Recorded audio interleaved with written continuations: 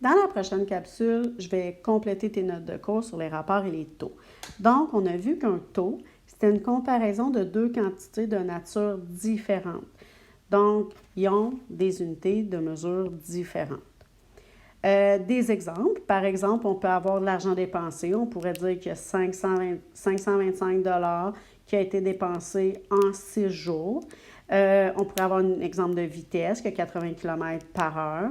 Puis, un exemple d'un prix d'objet, on pourrait avoir, ça pourrait coûter 10 pour 3 paniers de fraises.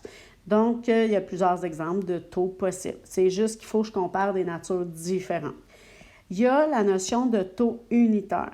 Donc, ça veut dire pour le taux unitaire, c'est qu'il y a un dénominateur qui est égal à 1. Ça veut dire que je te dirais combien tu as dépensé pour une journée, combien tu as fait de route en une heure, combien ça t'a coûté pour un panier de fraises. Donc, c'est toujours pour 1.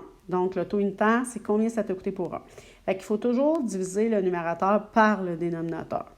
Fait que si on regarde le premier, on va te demander tous les exemples suivants de faire des taux unitaires. Moi, je te conseille de faire le premier, on le fait ensemble. Après ça, d'arrêter ta vidéo, puis de les faire, puis après, venir te corriger.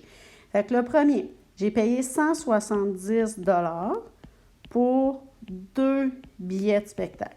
Donc, il faut toujours écrire les unités de mesure dans un taux. Un taux unitaire, ça veut dire que je veux savoir pour 1. Fait que je fais le numérateur divisé par mon dénominateur. Ça veut dire je divise par le 2 parce que le dénominateur, c'est 2 billets. Fait que 170 divisé par 2, ça fait 85 pour un billet. Fait que j'ai trouvé le prix, le taux unitaire, le prix pour 1.